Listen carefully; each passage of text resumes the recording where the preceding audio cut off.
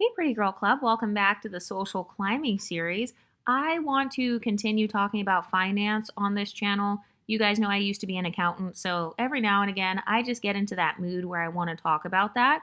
But this is going to be a part two on why every pretty girl should have a YouTube channel. I also want to talk about how pretty girls need to become rich in order to protect ourselves. And I also saw online there's a trend where you got a lot of content creators quitting. A lot of people are leaving YouTube, they're leaving TikTok, they're quitting their influencing journey. And that's wonderful because guess what? That gives more space for the exoticals to create content. Let all of the weakest links weed themselves out. I'm glad that all of the bad business women and bad businessmen are getting off of the platform because that's more eyes that's going to be on our channel as the years go on. So I see a lot of people kind of panicking, or if you're trying to start a YouTube channel or if you're starting an exotical channel. We have over 150 channels now, which I didn't even know. I didn't even know that until recently, because I lost track a long time ago. But no matter what field you're in, there are always going to be people who are in that field and they suck at it and they complain. Okay, because even when I was trying to become an accountant, everybody's like, oh, well, you have to have your CPA to be an accountant. Oh, well, you don't have an MBA. Oh, well, the economy is down right now. Companies are not hiring. Companies don't have the money to pay accountants. So no matter what field you're in, there's always going to be a sector of people within that field who complain. And part of the reason they're complaining is because they couldn't swing it. They couldn't succeed in that industry. And so that's why you see a lot of people quitting.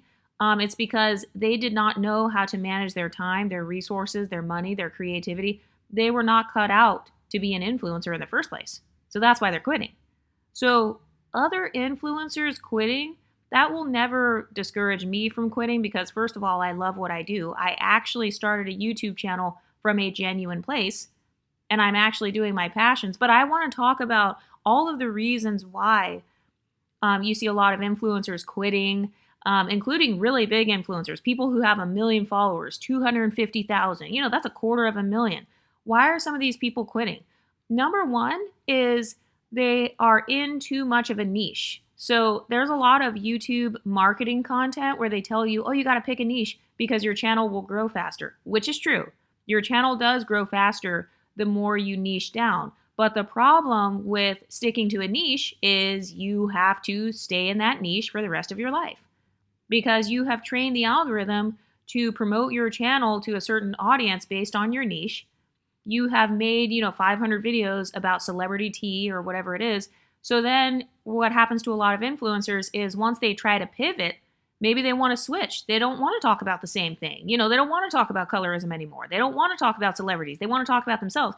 Their views plummet, or maybe their brand deals or whatever was sustaining them goes down the drain because, number one, they weren't being led by like their intuition. They weren't intuitively creating. They weren't creating from a space of femininity, if that makes sense. You guys hear me talk about this a little bit in my Patreon. So I feel like there's a difference between creating from kind of this feminine space where you're in a state of flow, you're kind of intuitive with it, you're free-spirited with your content creation, and then you've got these creators who are doing it with more of this masculine mindset where it's like a regimen. Like, okay, I need to wake up at XYZ time. I need to post this many videos. I need to make sure each video gets this many views. So they're doing it based on that. I think that you can do it either way, but sometimes it's not sustainable for certain creators because you can't control going viral. You can't control that. The YouTube algorithm is not set up so that you can just figure out their algorithm. That's not how they're set up. They wouldn't make any money as a business if you knew all of the secrets to the algorithm. So I think that's one of the main reasons you see a lot of people not making it as content creators. It's this idea where they're trying to chase virality, but the algorithm is always changing. Also, if you guys haven't noticed, the algorithm did recently change. This is probably over the last 6 months or so. So what they're doing is they're trying to compete with streamers. They're trying to compete with like Twitch and all that. So they're focusing on pushing live streams more than other types of content. So first it was shorts because TikTok was like becoming a thing. Then they wanted to compete with TikTok, and now it's streaming that's popular. So now they're pushing the content that is being live streamed. And so for the creators who don't live stream, they feel like, oh, well, my revenue or my views and stuff is going down. I know for me personally, I refuse to live stream. I don't want to rely on live streaming because that's trading my time for money. I refuse to do that. That's not why I started a YouTube channel. That completely goes against the entire premise of me having an online business. But what you see happening is some creators, they either pivot to live streaming. So it's almost like they're trying to keep up. They're trying to keep their views up, which is not a bad thing. But I think one of the main mistakes that causes a lot of people to end up quitting is they didn't have more than one source of income. So they already disobeyed one of the fundamental rules that I talk about here in the exotical space. And by the way, this video is not going against any exoticals. I'm just talking my shit. But I've seen a lot of people, they'll be like, oh, well, the most I've ever made is $4,000. Like I actually saw Queen Chama not that long ago. She talked about that. She has what, 250,000 subscribers? And she said the most she made on there was $4,000. That's insane. Because I made $4,000 with less than 10,000 subscribers. And that's because, number one, I try to do a variety of content. So even though it's going to grow slower in the algorithm, because you are kind of confusing the algorithm, but that can work to your advantage because you can diversify your content. Also, you're diversifying your, I think it's called the RPM or the CPM. Actually, hold on, let me look it up. It's the RPM. So, for example, there are certain niches that get paid less than others. So like gaming gets paid low, beauty gets paid low, fashion is paid low, celebrity tea content is paid low, reaction channels are paid lower. And then there are some types of content that get paid higher, views per thousand. So the RPM, that's the rate per milli or like the rate per thousand views. So on my channel, the RPM, it can vary anywhere from $5 to $20 per RPM. So the average on YouTube seems to be around 4 to 5. But the only reason my average can vary is because my content is variable. So that's the advantage of having a variety of topics that you talk about on your channel. That's the advantage is if I want to switch to finance, like I can make this finance video and I'm not scared or anything. I'm not afraid of losing subscribers by talking about finance because I've already discussed economics and stuff like that on this channel before. So I'm not locked down in a niche. That is one of the advantages of being a variety channel. So the con is that you're going to grow slower in the algorithm because the algorithm doesn't always place you in the same place. It's not always advertising you to the same audience. Sometimes it's advertising you to a different audience, and then you got people subscribing to your channel for different reasons. So that would be kind of the con, is that each individual video, it may not go viral. You may never go viral. I don't think I've ever seen a variety channel go viral. It probably has, but I just haven't really paid attention. But I would say that's the con. But the pro is that you have more of a potential to make money. Also, you're more easily able to pivot your content if you want to. And then you don't have to worry about, oh my God, everybody's unsubscribing or nobody's watching me anymore because I used to make hair videos. Now I'm making videos about politics. So that's one of the reasons why you see a lot of influencers quitting. It's because they chose a niche that doesn't resonate with them 10 years later. You know, they chose a niche that doesn't resonate 15 years later. So sometimes they weren't creating from a place of authenticity. They just saw that, hey, everybody's talking about this. So like, let me just get a piece of the pie. And that's not a bad thing. But the only question is that sustainable for you? So like in my case, my strategy is I want people to subscribe for the creator, not for the content. I want you to be here because you like me personally as the creator, rather than, oh, I'm only here because I like one video out of 50 videos. No, I'm going to tell you to unsubscribe. In fact, please unsubscribe right now so that YouTube can promote me to the right audience. So part of why you see these influencers not being able to survive financially is because they didn't attract the right audience, or they couldn't attract a passionate audience that is like a stan for them. So for example, we saw Paris Milan earlier this year. We saw her hide her entire YouTube channel. It's funny because when I was talking about Paris Milan and kind of speculating about her, I was expecting to get flooded with thousands of hate comments. I was prepared. I was actually sitting there at my computer, kind of monitoring it, just prepared to moderate the comments. I got less than 10 comments of Paris Milan supporters coming against this channel. So that's a sign that sometimes a creator can be really, really big. So maybe they have a lot of numbers in terms of subscribers or views or whatever, but their viewers are more casual. They're not stans of that creator. They don't really fuck with a creator like that. So that's why some influencers, you'll see them on TikTok or whatever. Maybe they have 1 million followers. They got 10 million followers, but then maybe you've never heard of them, or maybe you've never met anyone in real life that is a fan of them, or they're not good at branding. So there's a difference between marketing versus branding. Marketing is kind of like going viral, gaining visibility, but branding is, who are you? Like, who are your followers? Who is your core audience? How do you connect with your core audience? You know how a lot of celebrities, they have a nickname for their stans? So like with Lady Gaga, it's like the Little Monsters or something like that. I think with Ariana, it's like the Arianators. With Rihanna, it's like the Rihanna Navy. So each celebrity kind of has like their own brand. The way they dress, the way they carry themselves, kind of what they represent, their values and everything. They're trying to portray that through their content because they're trying to find who their core audience is. So what happens is you'll see these influencers who are not good at building a strong core audience. Part of why people say that I'm a cult leader, I'm not a cult leader, but part of why people say that the Exoticals are a cult is not that we're an actual cult, it's that we have a very strong, very passionate audience. That's how I was able to go full time at 6,000 subscribers. It's because my audience was passionate enough to support me on a different platform where they're willing to subscribe for like $5 a month. By the way, that's the Patreon. So if you're a binger of this channel, if you listen to my content while you're at work or something, you need like 8 hours of content per day and you need it to be a variety of content. Luckily, I designed my content like that. It's designed so that you can either watch it, you can listen to it, you can binge it. You're not going to get bored as easily because if you don't want to hear any more about like a celebrity, you can go and watch like a psychoanalysis video. You can go and watch something else.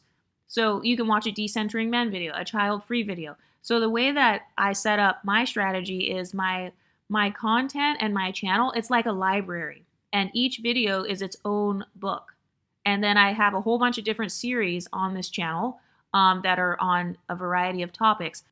So that's a part of how I was able to go full time sooner, because even if one audience fades away, it's so funny because some people will be like, oh, the Exotical, they'll be like, oh, this person is no longer doing an Exotical channel. And they're saying that as if that's going to somehow destroy my channel. And it's like, no, even if every single Exotical channel were to go away, this channel would still survive. Even if I were to never make an Exotical video again, don't worry, I'm never going to do that. I will always be a part of, I'm always going to promote my core audience. But it's like, even if I wanted to make a whole bunch more videos on a different topic, I still have an audience. Like, it's still going to sustain me in terms of revenue because my YouTube channel already has a history of creating different topics or different videos on different topics. So part of why you saw a lot of influencers with really big numbers quitting is because, number one, they were too niched down and it started to burn them out. We saw this with a lot of the 2010s YouTubers. Remember all the OG beauty gurus and stuff? You know how they're like in their 30s now or whatever. Some of them have quit. Actually, the majority of them have quit because the content doesn't resonate with them. Maybe they're not passionate anymore about makeup. They want to talk about something else. But then instead of just switching their content, they don't want to go through that period where people are like, oh, this person, they fell off or they're not as famous as before. That's another reason that I feel like a lot of influencers are quitting is because they can't take the smoke. They can't handle the smoke of people calling them a flop. They can't handle the smoke of people calling out. It could be their views, it could be their subscribers, it could be their brand deals. Because I saw that some people were talking shit about beauty influencers. They'll be like, oh, well, why is she collaborating with this person? Or why is she collaborating with a non-makeup brand? And they're kind of making fun of them.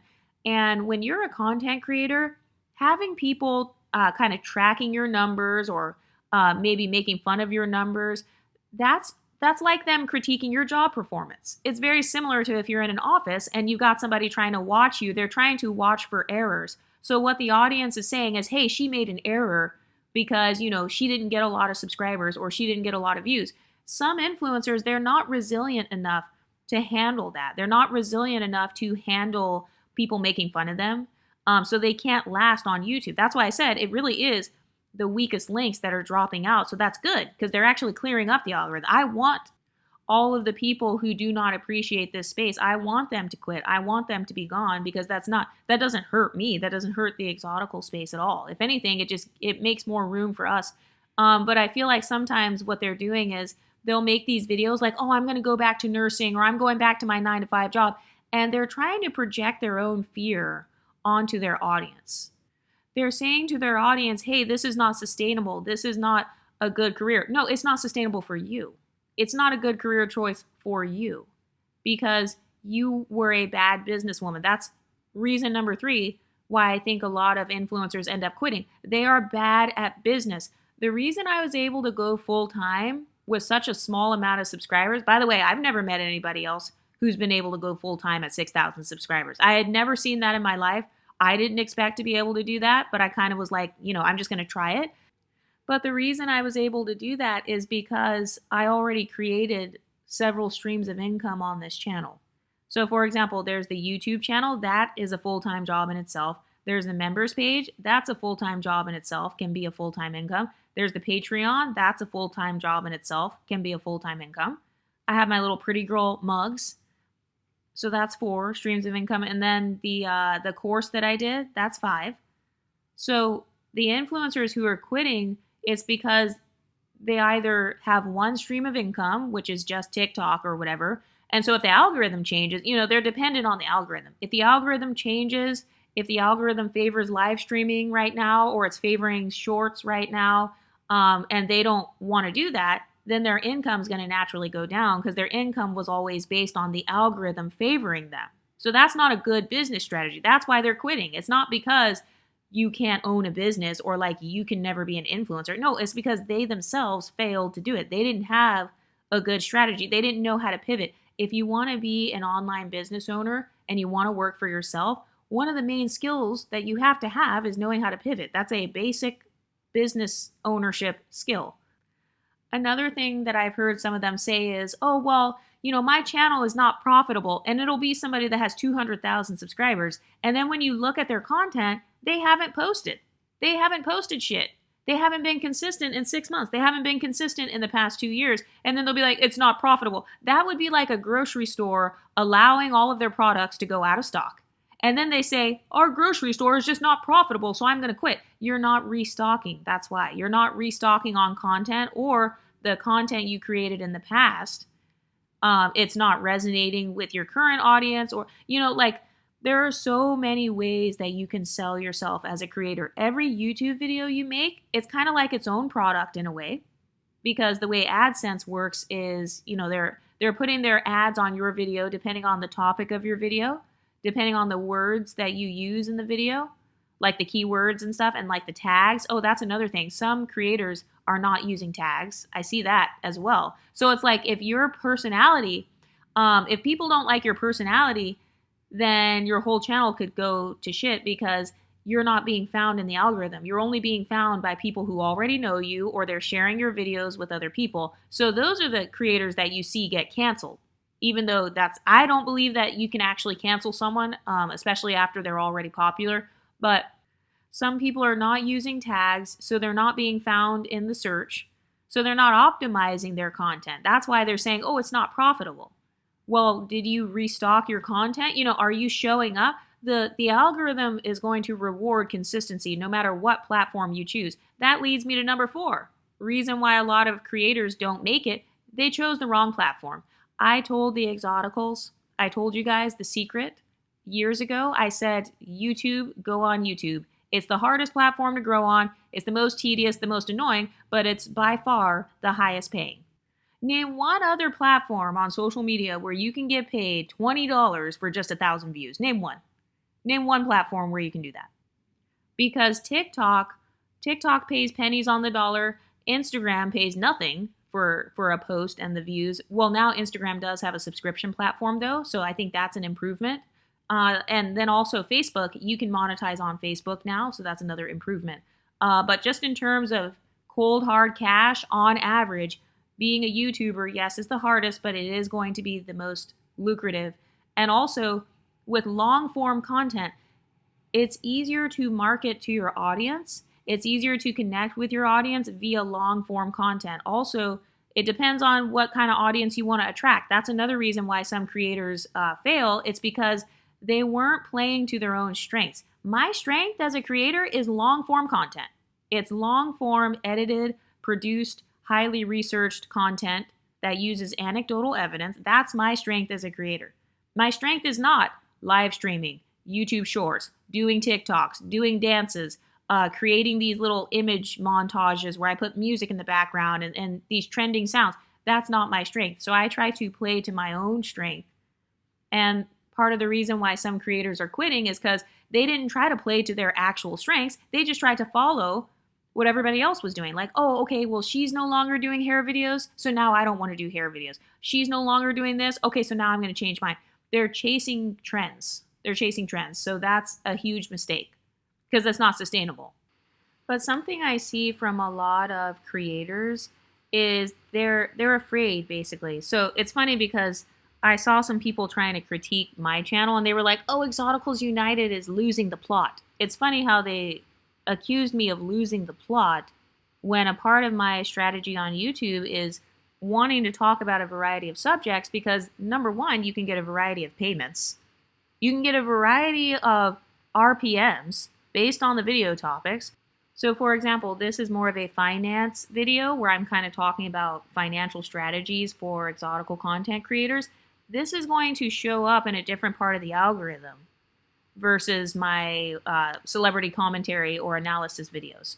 So you have some people where they try to create just one type of content over and over. And it's hilarious because if I do the same type of content, people say I'm repetitive, but then if I switch it up, then they'll say I lost the plot. So you're damned if you do, damned if you don't. No matter who you are as a creator, people are always going to make fun of you. They're always going to say you failed.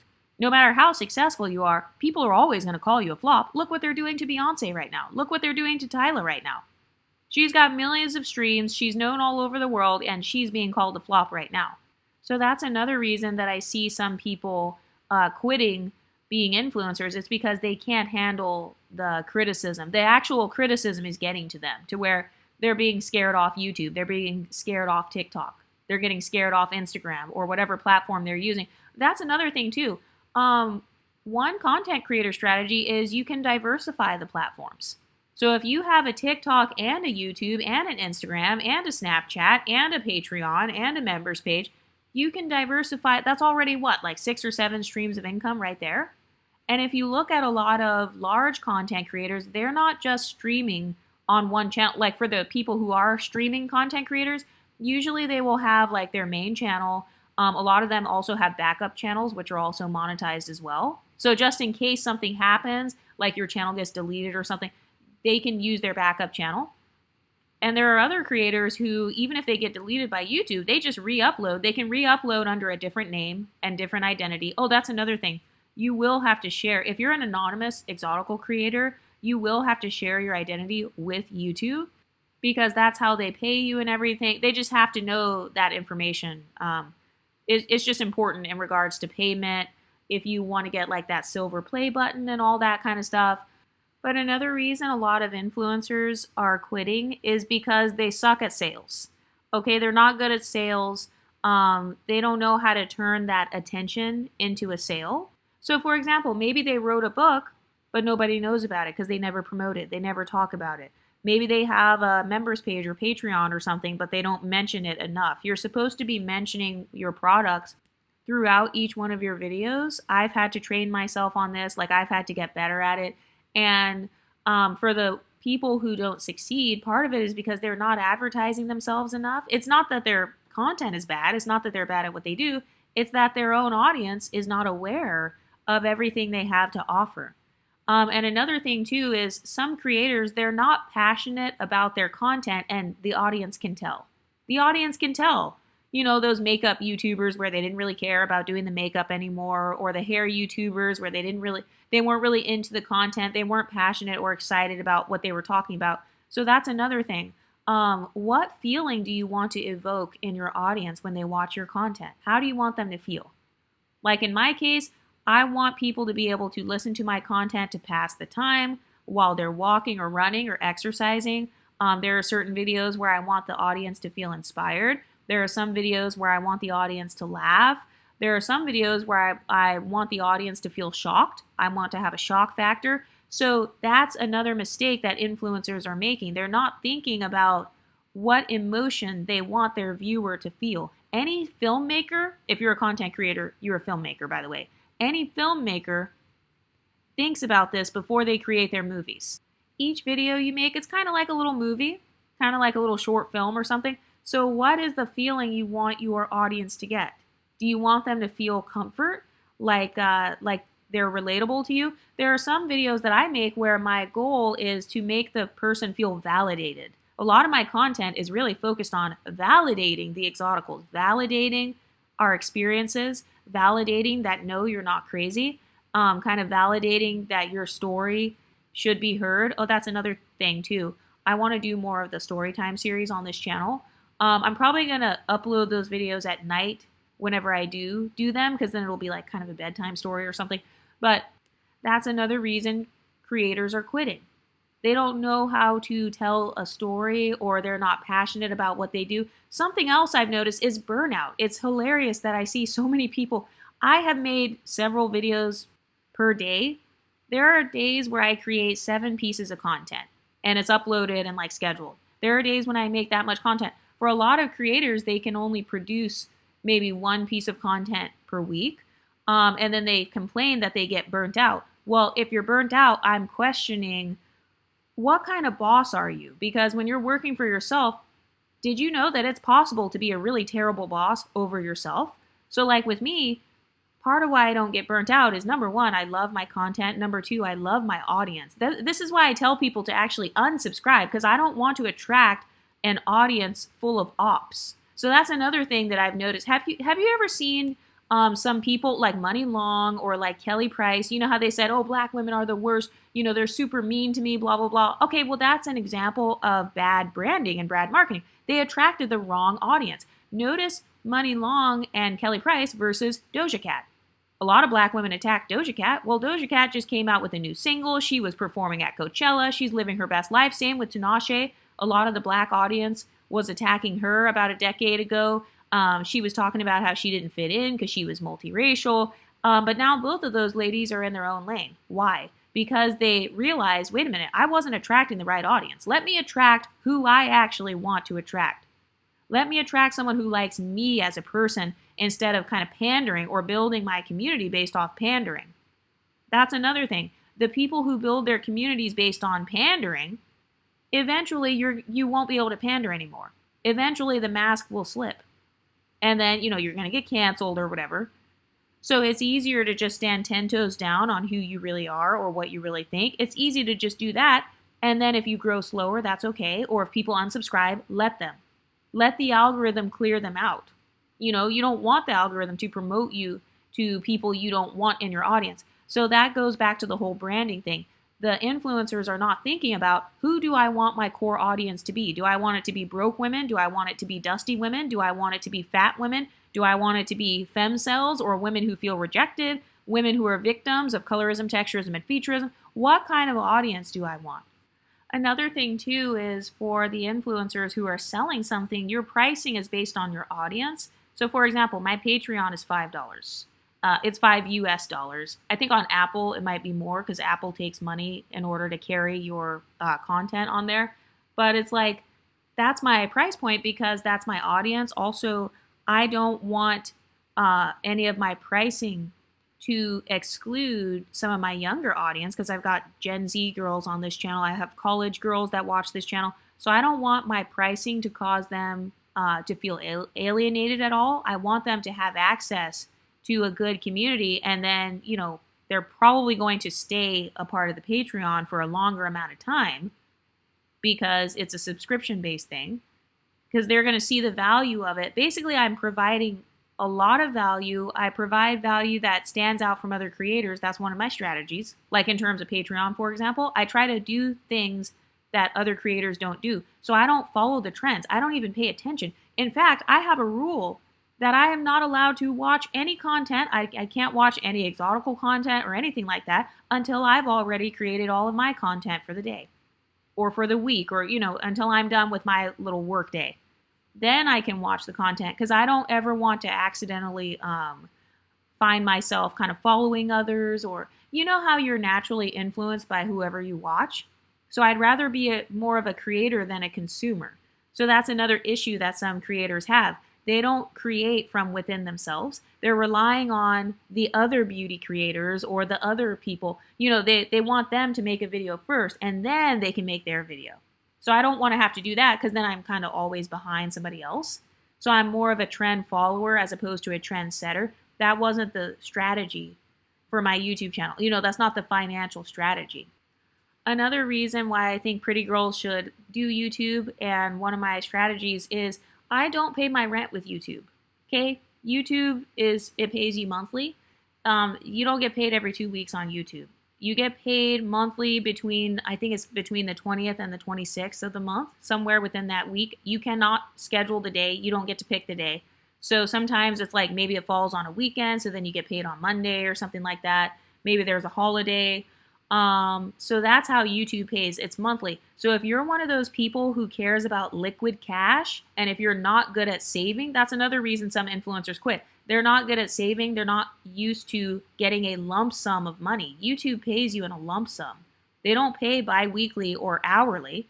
So if you're trying to have more consistent money, one of the things I like about Patreon is, this is not sponsored by Patreon. Actually, yes, it is. It's sponsored by the Exoticals United Patreon. But no, one of the things that I like about Patreon, though, is you can take money out of it every day if you needed to. If you really needed to, you could take money out of it every day.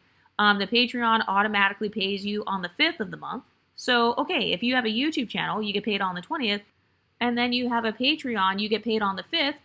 Okay, so there's a 15-day gap between you getting paid. It's kind of like, well, I wouldn't call it bi-weekly, but it's similar to a twice-a-month salary. So that's another thing to think about. Also, when I started this channel, I never intended to work with brands at all, because I didn't want my authenticity to be affected by brand deals and stuff. So that's part of why I'm faceless, anonymous, and it's part of why I never work with a brand. And I never had that as a part of my goals, because I wanted to be able to talk my shit. We can tell our stories. We can respond. We can clap back. We can be as wild as we want to be. And there's nothing, I don't have anything to lose. That's another reason why I wanted to go full time too, because I don't have anything to lose. Nobody can call a 9-to-5 job that I work at.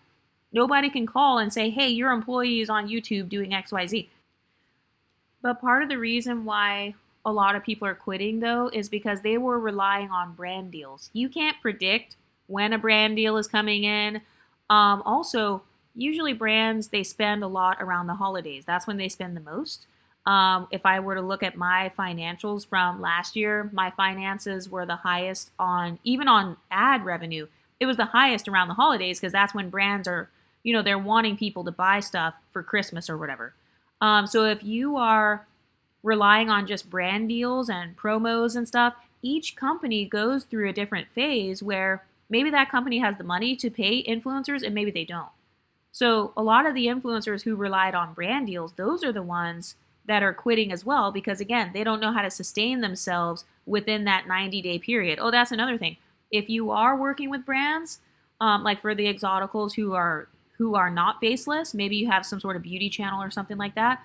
If you're working with brands, it depends on what kind of brand deal you did, but sometimes it can take them up to 90 days. I've even heard it taking up to a year for them to pay some of their people that did their brand deals. Up to a year. So let's say you got a brand deal for $10,000. You're not going to get that $10,000 a week later. You're probably going to get it 90 days later, 6 months later, a year later. And then for the influencers who work with agencies, your agent gets a cut of that. So that's another thing too, and that actually really sucks. I see a lot of young influencers going through that, where you know how they have the houses that they live in, like the Hype House, or like all those little houses, like Jake Paul and all those people that live with them and stuff.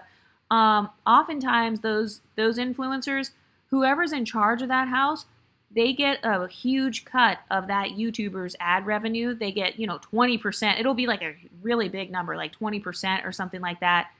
And then also spending money. That's another reason why you see people quit, because they're spending money in order to make money. This is why I promote doing a faceless YouTube channel, because you don't have to spend money on lighting. You don't have to spend money on a background or a certain setup in your apartment, or, trying to have like a high quality camera or all this fancy editing software. You don't really have to do that if you're just faceless.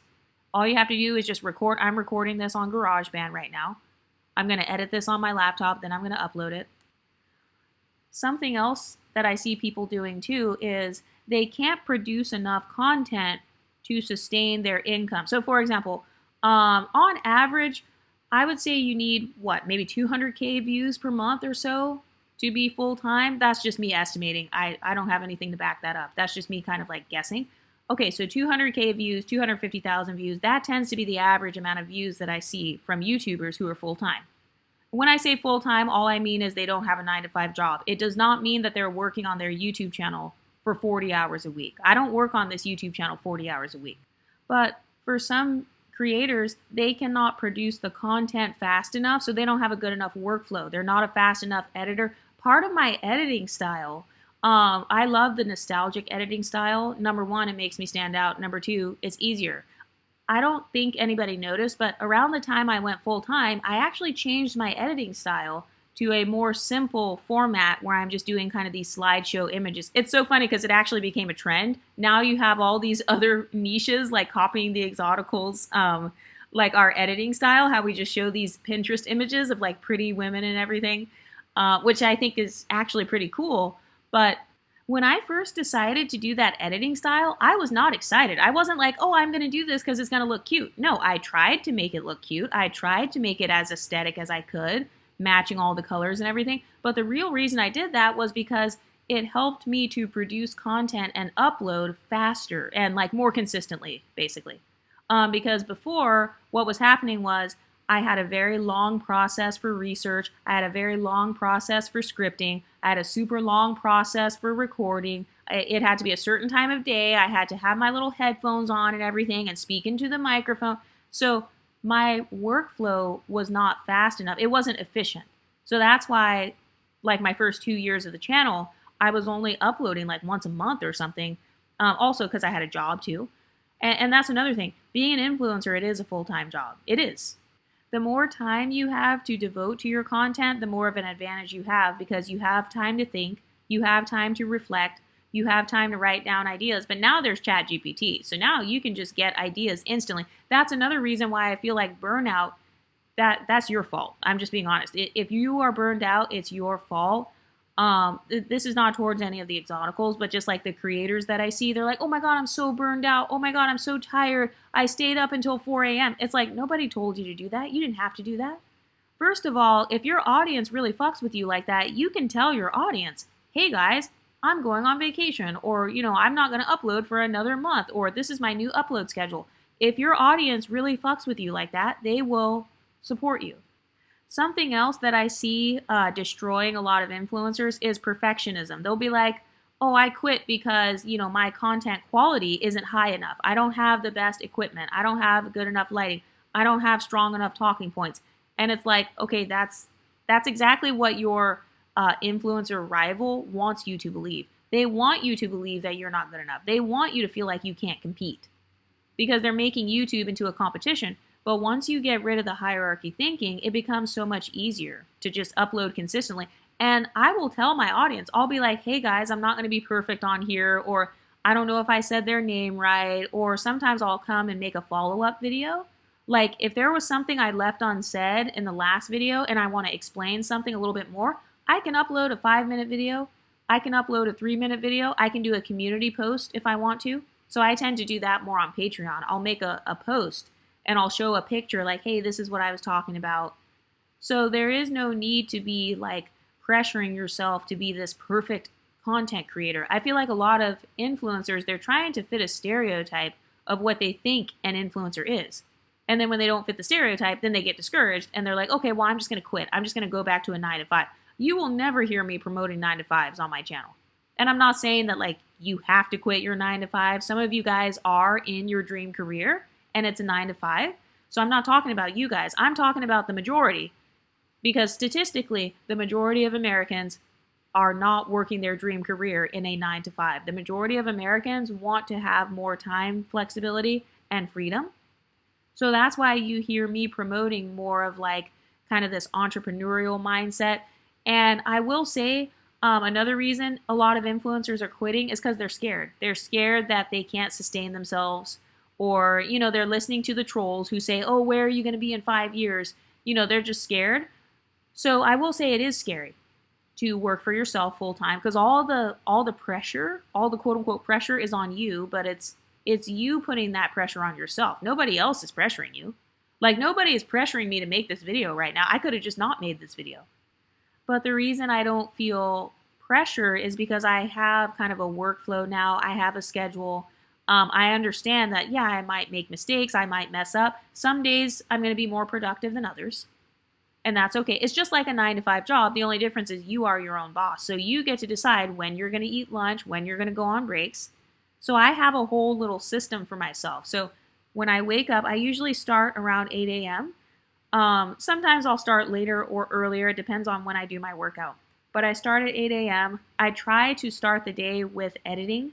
It depends on what kind of editing I have to do. Some videos are more annoying to edit than others. My unpopular opinions videos, those are annoying to edit.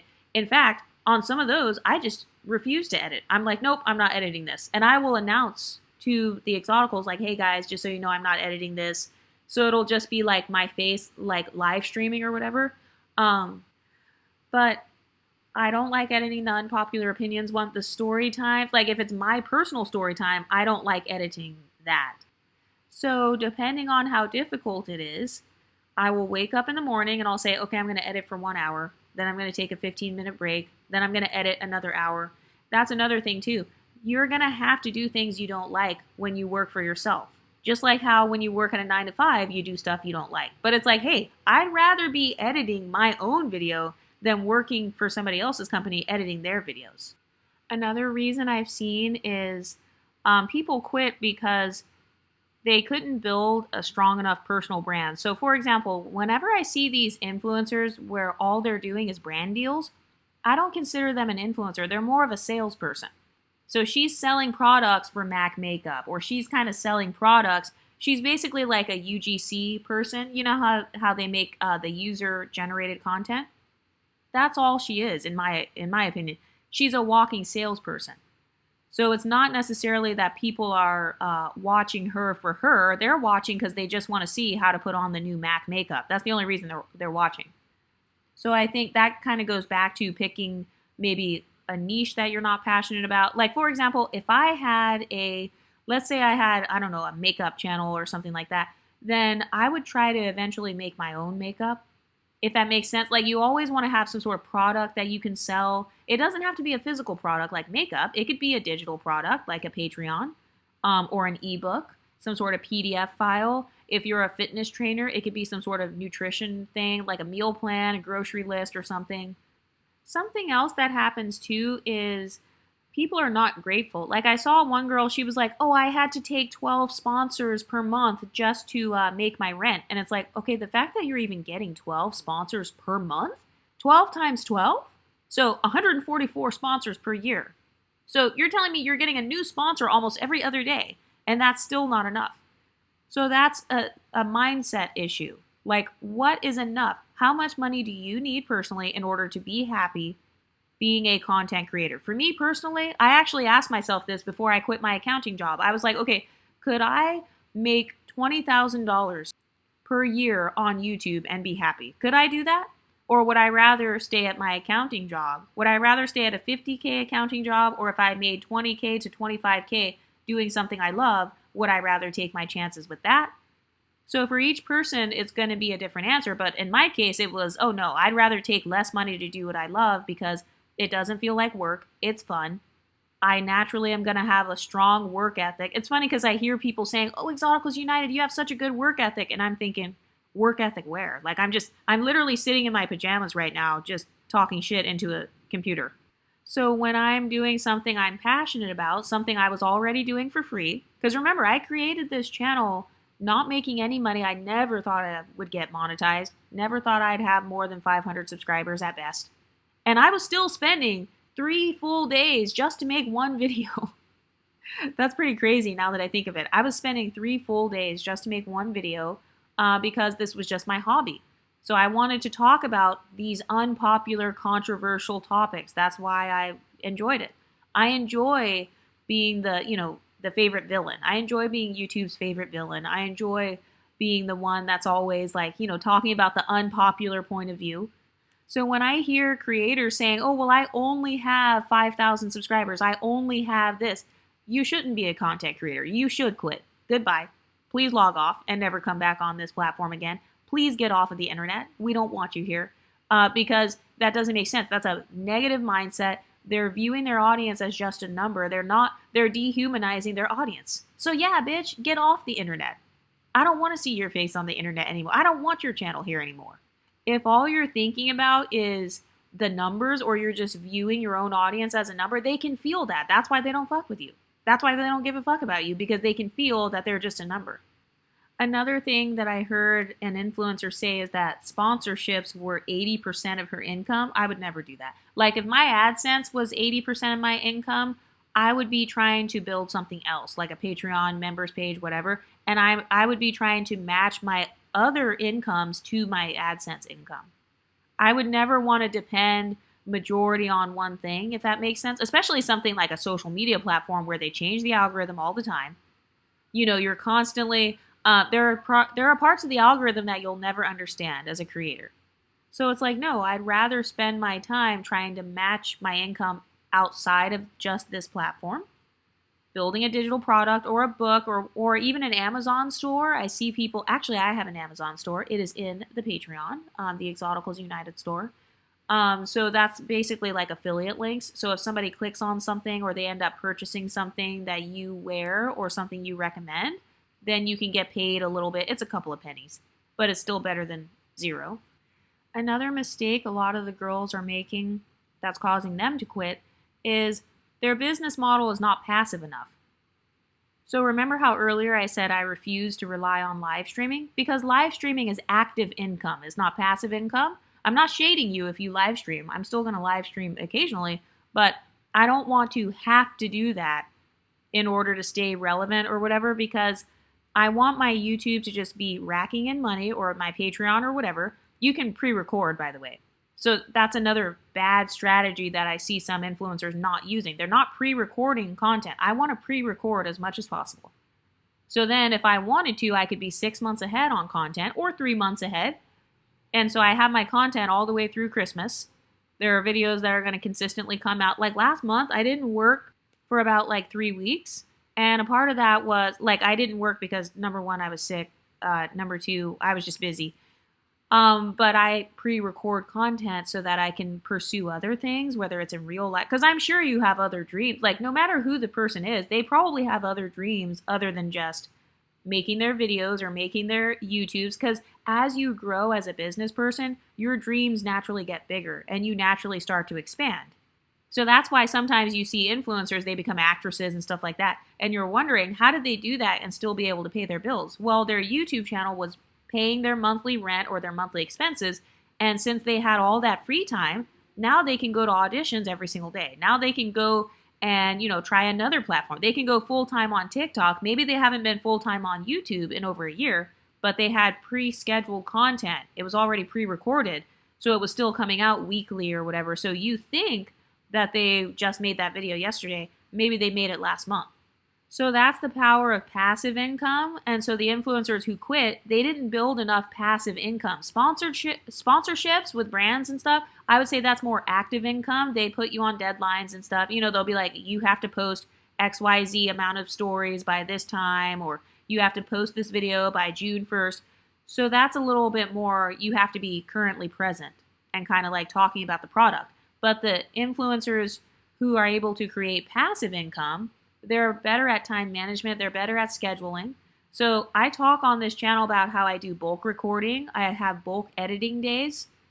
So all of that. And then I also have admin days where I just do everything behind the scenes. So whatever needs to be fixed behind the scenes. This could be responding to emails. It could be being active in the Discord, it could be responding to comments, it could be creating playlists for my YouTube channel, I could be working on tags for my videos, kind of changing up the tags, changing up titles. Sometimes I have typos in my titles or in my description or in something. Maybe it could be changing a thumbnail, changing my YouTube banner. So I have certain days of the month, and they're not always scheduled. Sometimes I just spontaneously do that. But I have certain days where I just work on all of those things. So sometimes the influencers who are bad at the administrative side, they suffer because they don't know how to pitch themselves to brands. They don't know how to email them, or they don't know how to really interact with their audience.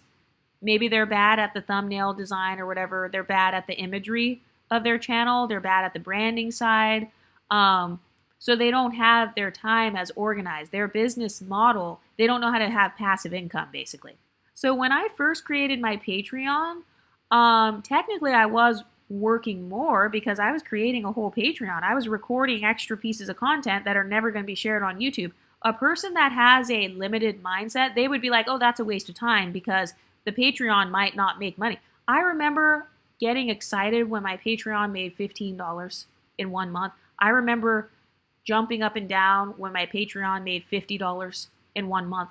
So some influencers, they're scared to branch out, and so they never do. So they never build the extra streams of income. So yeah, they are relying on AdSense. So then if the algorithm changes, or if they don't like where the algorithm is going, I don't like creating shorts. I don't want to create shorts. I don't necessarily like live streams. I don't want to create them. So that happens to a lot of influencers. Some influencers, they don't like creating long form content, kind of like what I'm doing.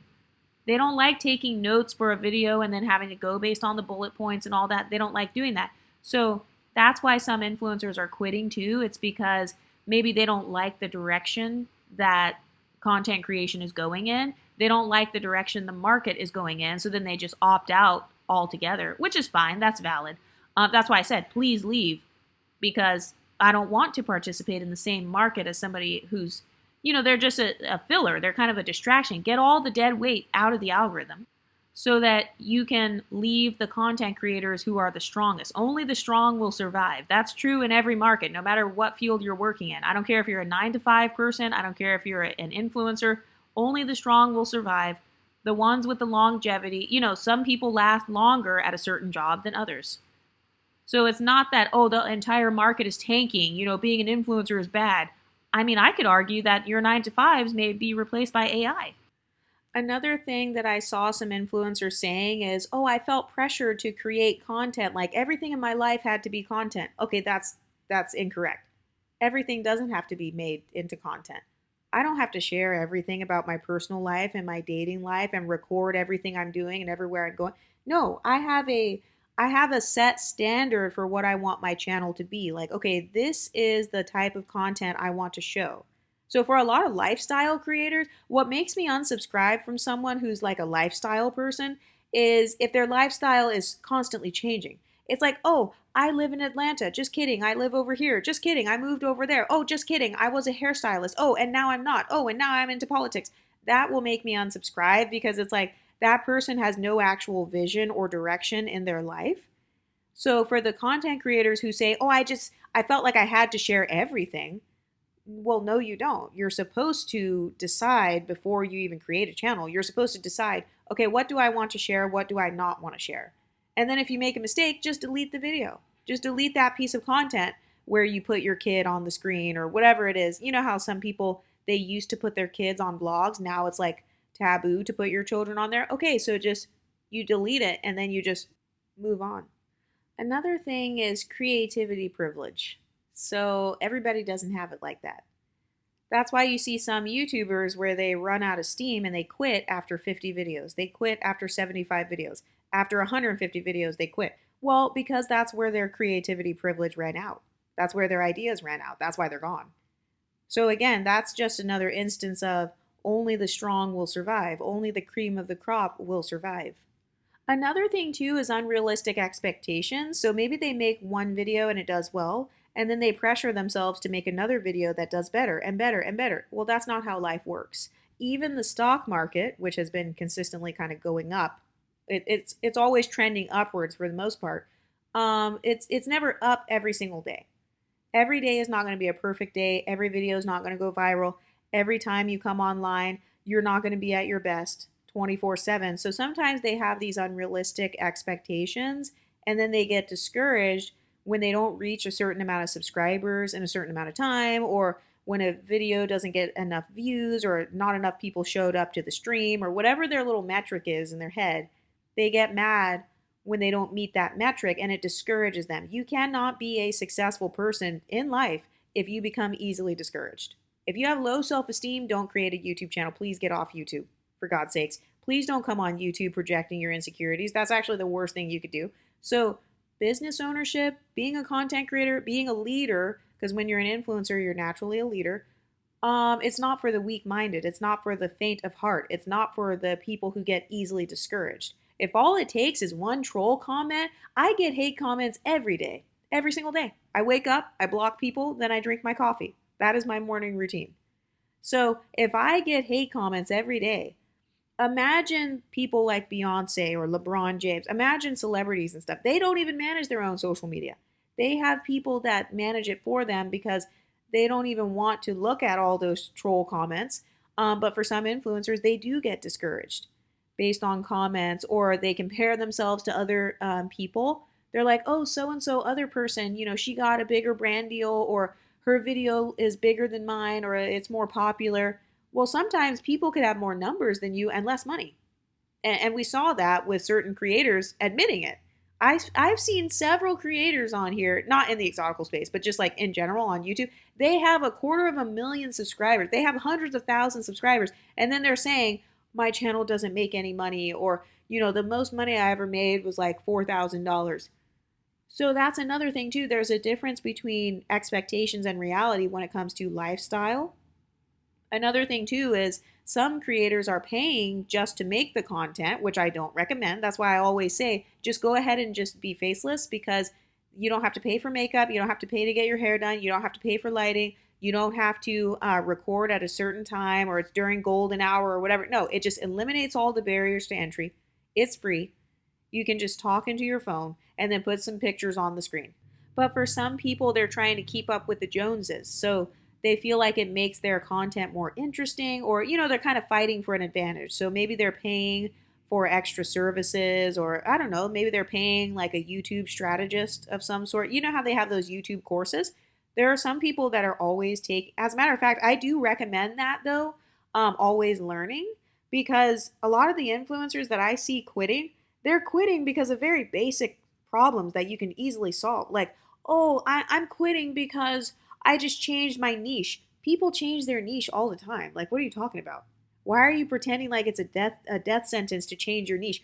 Oh, I'm quitting because I don't want to make a new YouTube channel. Oh, okay, so you're scared of being small. That's what it is. So you're scared of people's opinions. You're scared of what people think if you were to cancel out your big channel and start a small channel from scratch. So you're basically telling me that you're scared. You're a scary ass bitch. That's why you're quitting. Okay, so then goodbye. Get off.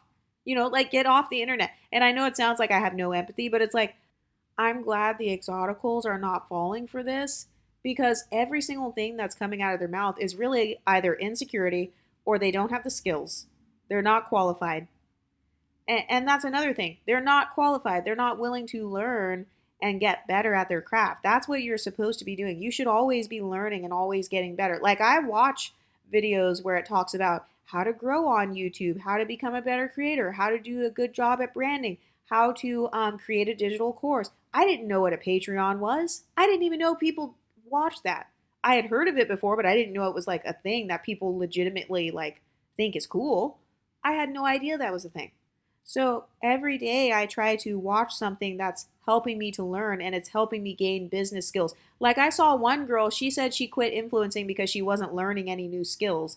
All she was doing was like putting on makeup and stuff. It's like, okay, well, that's your problem right there. That would be like if Beyonce said, oh, I'm quitting because I'm not learning new skills. I'm not becoming a better vocalist. I'm not becoming a better dancer. I'm not becoming a better performer. Well, yeah, of course you're not going to last then, because, you're not even learning and you're not growing. There's no growth there. So yeah, you should get out of that field. Go somewhere where you can actually grow. Don't go where you're just stagnating. Oh, that's another mistake I've seen people make. They think that their channel is stagnating when it's actually not. So for example, let's say you have 5,000 subscribers, and then 6 months later you have 6,000 subscribers, and then maybe somebody else has like 1 million subscribers. you think that you're stagnating. It's not that you're stagnating, you're actually still growing. You're still trending upwards, but you're just trending in a slower rate. But it doesn't mean that you're not going to be successful. It's not about how long it takes you to get there, as long as you get there. But I don't even view success as a destination anymore. I view it as fame. Like the concept of fame, a lot of people think success means fame. Fame is really when you're just managing your visibility. It means that you are staying visible. You know, you're trying to stay relevant every day. So maybe you're posting. You'll see a lot of celebrities, they're posting on their stories every day. They're posting on Instagram all the time. So that's all fame is. It's just maintaining visibility. Something else I saw was people saying they're afraid of making mistakes. They feel like they're under a microscope. Okay, so that goes back to self esteem. So, who taught you that it's bad to make a mistake? Everybody makes mistakes. If I'm that weak minded, I shouldn't even be on the internet. If I'm scared of making a mistake, oh, there's a typo in your title, or you did an editing mistake. If I'm that much of a scary ass bitch, I shouldn't be on the internet. Yeah, I should be getting off and I should be in a therapist's office immediately. And then I saw some people like, oh, well, I get a high off of creating content. So it's kind of like I'm just chasing this high of having the views or having people liking my post or whatever. And it's like, okay, you're supposed to be a multifaceted, multidimensional human being. So that's another mistake. That was your fault for being one dimensional. That was your fault for revolving your self esteem. Remember how I talk about decentering men?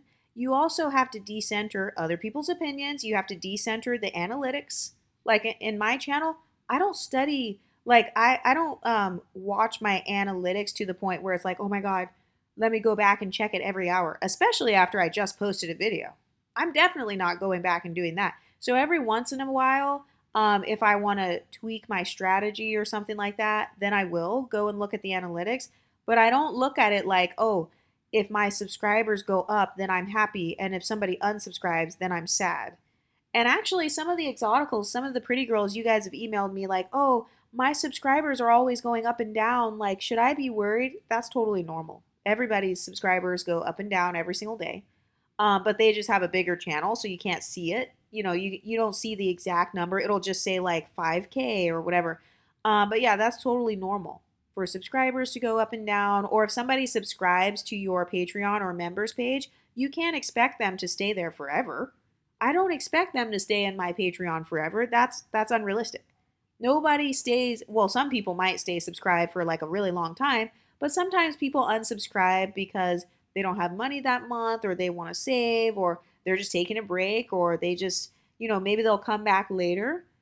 So I don't take stuff like that personally. So the influencers who are getting all discouraged and then they're quitting and stuff, it's because they're taking the internet too personally. They're taking it personally. Another thing that I saw was some creators saying, oh, I felt like my content was a scam, or I felt like I'm a fraud. So that's kind of this fear of being exposed. And it's like, okay, everybody's a fraud. Everybody gets called a fraud on freaking YouTube. You could be a beauty influencer, a vlogger, you could be a psychologist. But look at Sadia or whatever her name is. Now the red pill, I guess, is turning on her. They're saying she's a fraud. Everybody gets called a fraud, a scammer, or a grifter. So that goes back to fear of people's opinions. And then if you truly do feel like you're scamming people, why are you working with a brand you don't believe in? Or, why are you saying stuff you don't believe in? I feel like the creators that censor themselves the most are the most unhappy of them all. So yeah, that was your fault. You censored yourself. You were the one that was too scared to say how you felt about a certain brand or whatever. So then you feel like, oh, I'm scamming people. I'm defrauding people. Another thing I see too is reusing other people's content. So if you do that, like if you're a reaction channel, I see this a lot with reaction channels, they are technically reusing other people's content, which means they're more likely to get flagged and copyrighted or have videos removed. So that also messes with your revenue as well on YouTube. That's part of why I don't like, well, I try to do more analysis as opposed to just reactions, but that's one of the downsides of doing reused content is that person can come back and take the money, or you have to take the video down. So one of the things that I do is I create a variety of content, and then if I have any clips from like other creators or an artist where it shows them singing or whatever, when I'm uploading it, I always upload it to private, and I want to see, is it going to copyright or is it going to try to take money out of it? And then if it is, I just edit out the part where it's copyrighted. You just cut that part out. And that's also why some creators have backup channels. Some people's backup channels are monetized. Other people have backup channels that are not monetized. So if it's really that important to have that video out, you can upload that on your second channel. That's why you see a lot of creators where they have 2 or 3 channels and it looks like they copied the same exact channel 3 times, but they really didn't. What they're doing is they're using the other channel, so just in case it triggers the algorithm or it triggers, like it gets flagged, they can put it on their other channel. Or maybe they'll have like one streaming channel, then they'll have a vlog channel, then they'll have something else. So that's another strategy you can use if you don't want to just put everything on one. The only downside though is now you have to build 3 channels. Anyway, what do you ladies think? Let me know in the comment section and I'll talk to you next time. Stay pretty, ladies.